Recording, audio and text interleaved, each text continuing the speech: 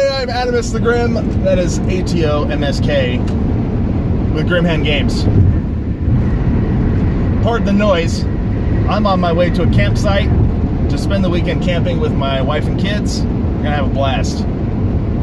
But I wanted to give you this quick little video with 5 tips for parents with gamer children. Your kids play games, kids love games.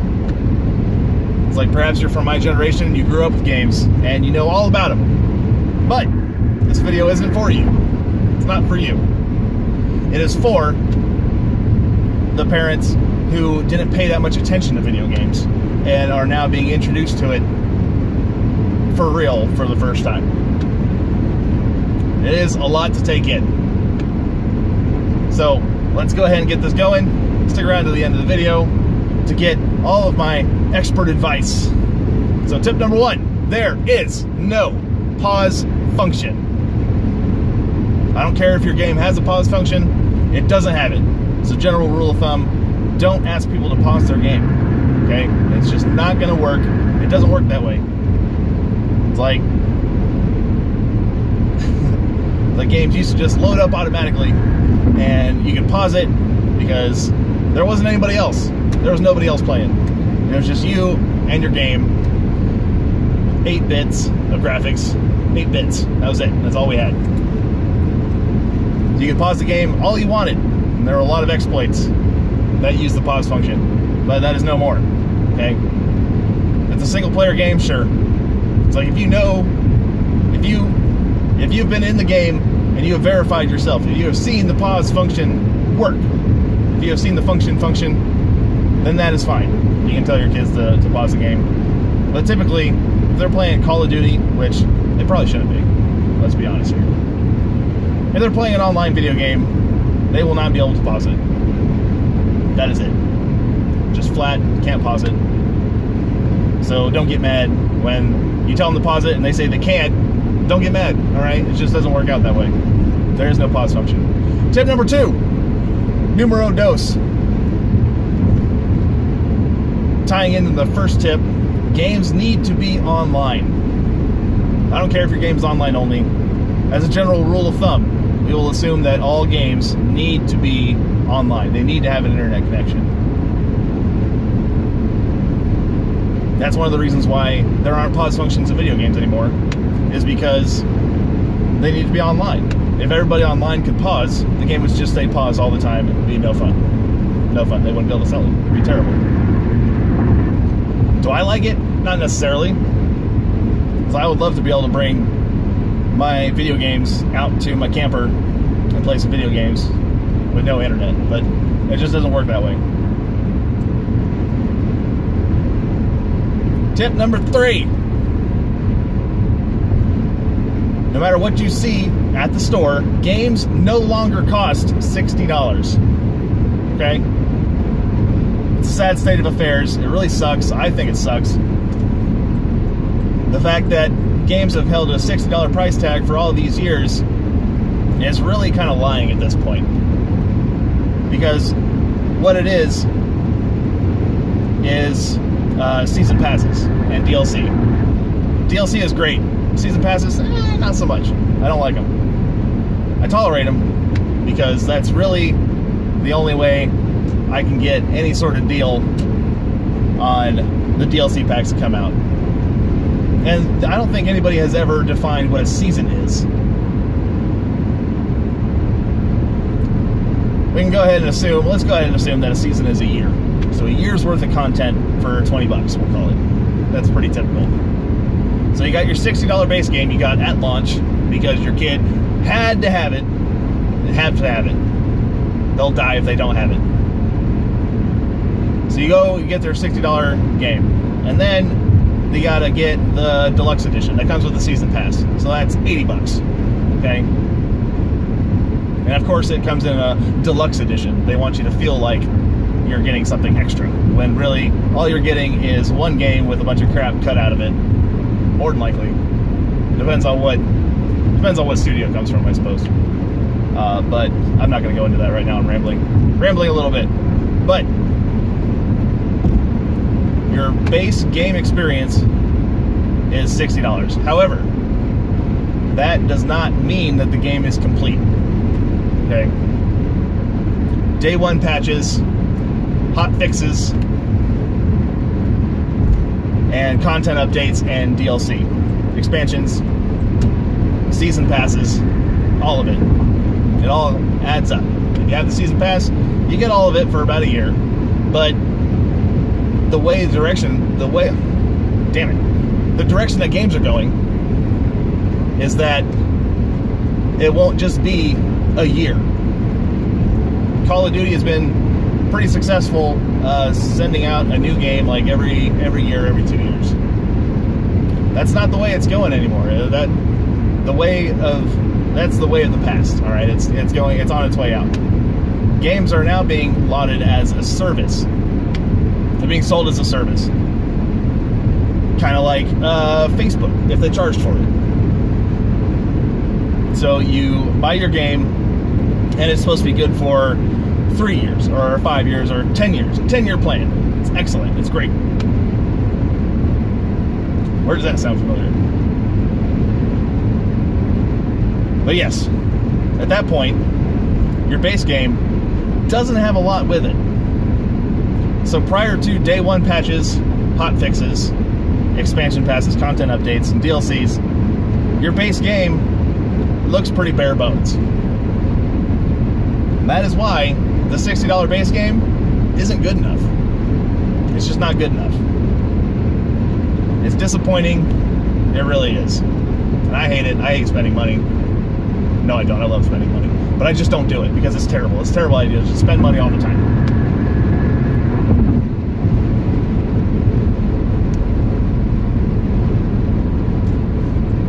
Sorry, I gotta drive too.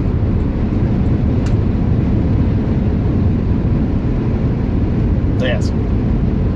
Oh, games always need to be online. That's another thing. The day one patches. It's like a lot of times games will ship with bugs, like in the game. There'll be bugs. They won't be able to squash them in time. Instead of delaying the game, they'll push out a day one hotfix or a day one patch. Sometimes day one patches are freaking enormous.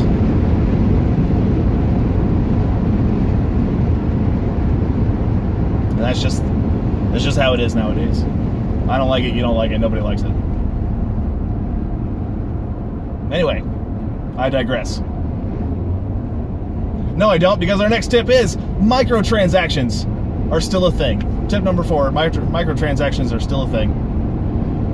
Were first popularized in mobile games, right? They wanted to give people choice, another way to progress. Even though a lot of these mobile games have no end, there's really no progression if there's no end, correct? You can't progress towards something that will never come. AAA games on the popular consoles for all 3, 4, 5, however many platforms there are, PC, the various games. It's like it just doesn't work the way it used to. All right, it just doesn't. And they say that they want to give players choice. You want to give people like me, parents, people with full-time jobs. They want to give them an option for progression. But the only thing that does is take away from the overall game experience. Microtransactions are bad. We don't like them, especially when you can buy like useful in-game items. That sounds like it'd be excellent on paper.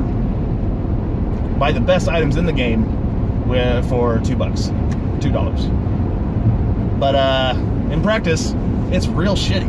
Nobody likes it. Nobody likes your microtransactions. The only one I've seen do microtransactions correctly is probably Warframe. Warframe is a great game. I'll probably put up a video about that soon. But I'm rambling again. That is another thing. It ties into the previous point. Games no longer costing $60. Publishers will try and tell you that they need it. You know, games are more expensive to make, which is true. But at the same time, these publishers are raking in so much money through microtransactions. It's like they want to play the woe is me card. It's like, we're not making enough money, and so they'll lay off a bunch of people. They'll have to go look for jobs again, but they're still pulling in millions and millions and billions and millions and billions of dollars in microtransactions. Like the big publishers, Activision, EA, they are doing just fine. They don't need the microtransactions. So my tip to you is, if your kid plays on your account, watch your wallet, because they put those things in there, and they will hold them in front of you all the time. It's like, oh, you can't open this treasure chest. You need a key that costs this much premium currency, and this much premium currency costs $20. Right? It doesn't. It's just terrible, horrible business practice. I admit I have dropped $20 here and there on a video game for microtransactions. Doesn't mean it's a good thing, but I have a very addictive personality, and I tend to fall victim to the psychological tricks they're pulling with their microtransactions, making them a joy and making them a blast to open the loot boxes and whatnot. There I go rambling again. Watch out for microtransactions. They're super bad, and they're terrible, and no one likes them. My last tip number 5, is 1 hour is not enough playtime. Oh my God, I remember the old days when you could pop your cartridge in the console, turn it on, it doesn't work, turn it back off, pull the cartridge out, blow in it, put it back in the console, close it up, press the power button, boom, it's right there. It's right there in your face. Hit the start button, boom, you're right in the game. It's done. It's over with. You can play for about 15 minutes and be satisfied. Nobody ever plays for 15 minutes and stops, however.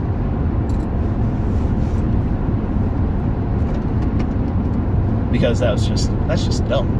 If you have the playtime, just play. But 1 hour. It's like, I used to give my kids 1 hour playtime. Most games is just not feasible. A lot of your time is going to be spent in menus, for one. 2, loading screens. Loading screens and menus, from what I've seen, pulling this statistic out of my ass, take up about 30% of your playtime. Okay? Somebody somewhere will probably do the math for me, maybe, in like a couple of years. My 18 subscribers, they probably won't do it. But it's fine, because I don't expect them to, because they're my first subscribers, and you guys are awesome. Okay? If you want to be awesome, subscribe to my channel. Hit the subscribe button below. But 1 hour, all right? 1 hour is just not enough time. Okay, I'm sorry. It just doesn't. No. Okay. Now let's try and break this down a little bit. Let's try and use something a little more familiar to more people. You have an hour, all right, with your kids before dinner. Okay, I'm just making this shit up as I go. The kid wants to play a game. Do you let your kid break out Monopoly or Trouble?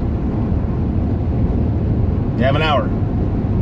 You can play a few games of Trouble, maybe in an hour. Depends. Monopoly is going to take 8 hours, and that's not even including, interfamilial fights, table flipping and piece hoarding and whatever else people do with Monopoly. I don't know. So, my only advice here is either give your kid a little bit of extra time. I'm not saying a whole lot.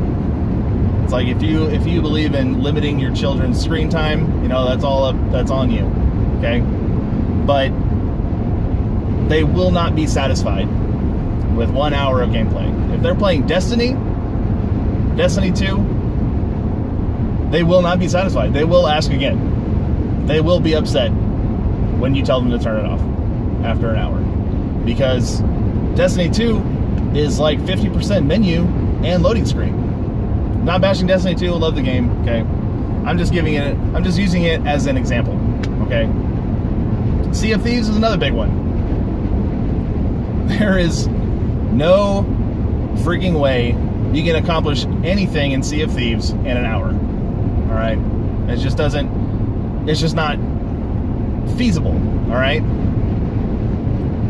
Because you got to go around the island, you got to grab supplies, you got to get on your boat.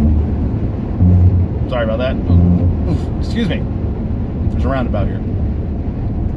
But yes, an hour, just not enough. Most of your time will be spent in menus and loading screens. If you know the game personally, if it is an online multiplayer game, like say Call of Duty, which depending on your kid's age, probably shouldn't be playing anyway. I'll get into that another time, perhaps. But or Overwatch, we'll call it. Then yeah, sure, an hour. But games like Mass Effect, or games that have like big open worlds, we'll throw Dragon Age out there. Far Cry, kids probably shouldn't be playing that one either. But it's like maybe you're a gamer parent and you're married, all right? And your wife only gives you an hour. It's like, focus, pay attention to what you guys are playing, all right? And figure out how much of the game is loading screens or menus. RPGs will typically be very menu heavy, and it'll just suck up a lot of your time. So bump it up to an hour and a half, perhaps, and everyone will be a little bit happier. So I tend to ramble a little bit, apologize for that, but that is all I got for this video. All right, I gotta tell you, it's been a blast. I'm gonna enjoy myself at the lake, so I'm gonna sign off. You guys have a great time. You guys have a great weekend.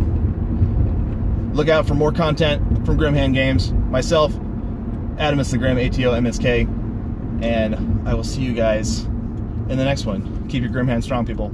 Slap the shit out of somebody with it. Bye now.